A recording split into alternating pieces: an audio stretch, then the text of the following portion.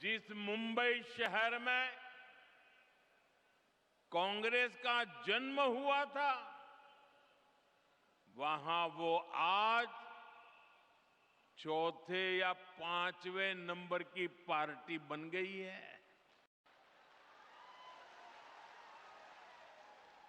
जिस महाराष्ट्र पर कांग्रेस ने सालों तक शासन किया, वहां कांग्रेस पूरी तरह से सिमट गई है। कांग्रेस देश का भरोसा खो चुकी है, क्योंकि कांग्रेस के पास विकास का कोई एजेंडा नहीं है। ऐसी कांग्रेस कभी असम का काजीरंगा का भी भला नहीं कर सकती।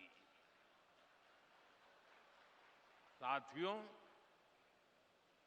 काजीरंगा की सुंदरता के बारे में भारत रत्न डॉक्टर भूपेन हजारिका जी ने कहा था,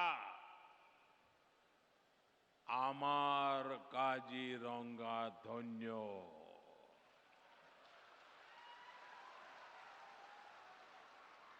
प्रकृति दुनिया कुलात खेली,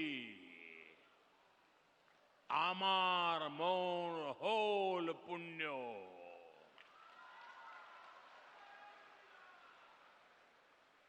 इन शब्दों में काजीरंगा के प्रति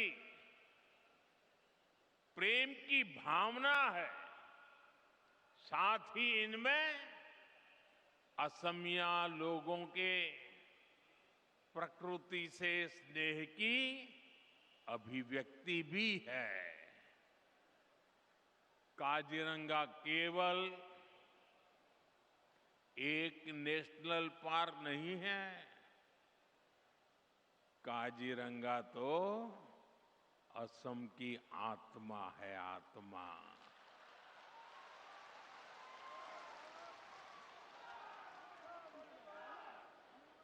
ये भारत की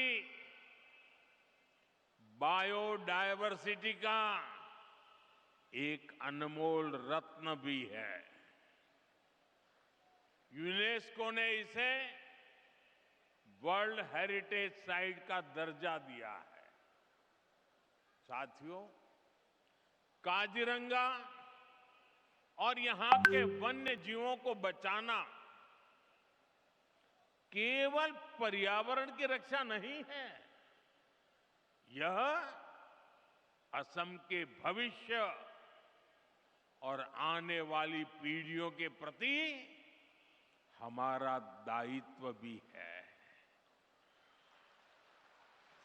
और सिर्फ मोदी का नहीं, आपका भी दायित्व है।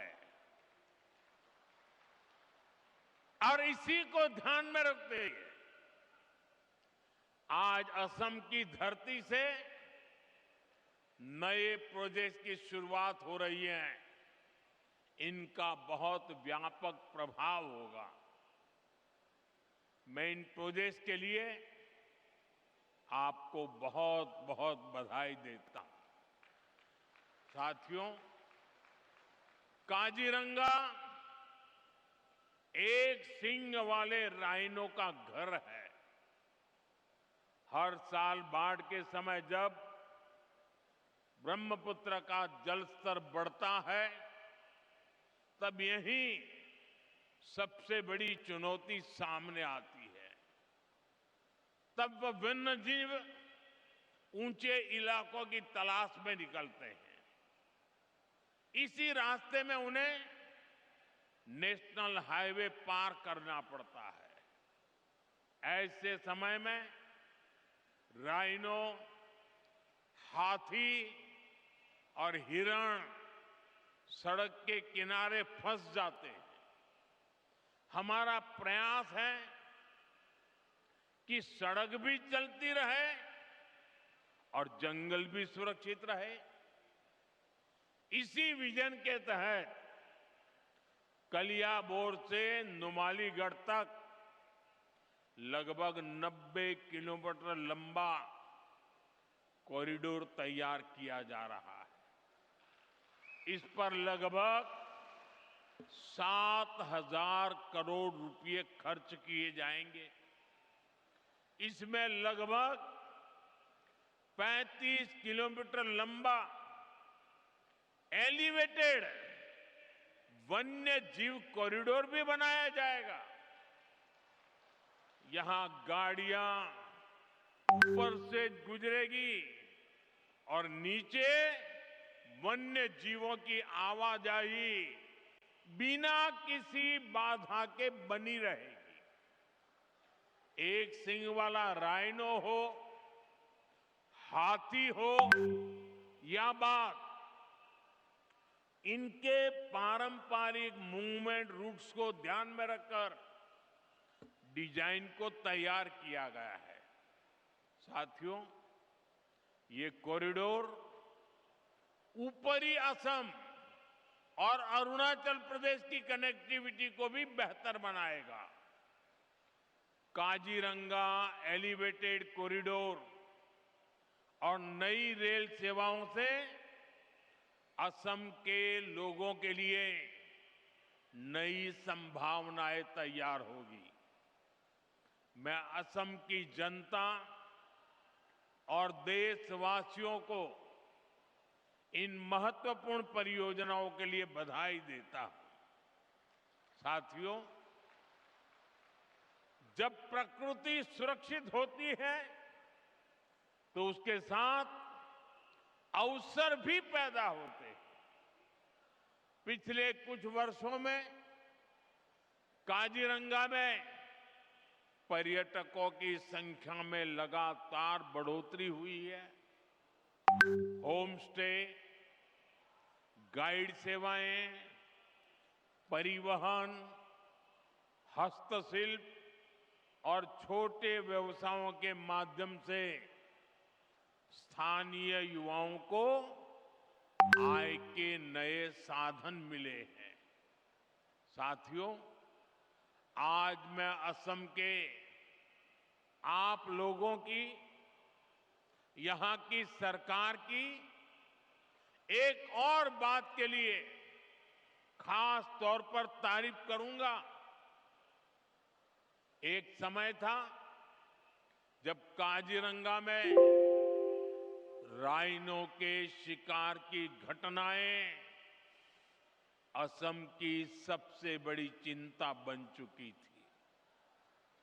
2013 और 14 में एक सींग वाले दर्जनों राइनो मारे गए।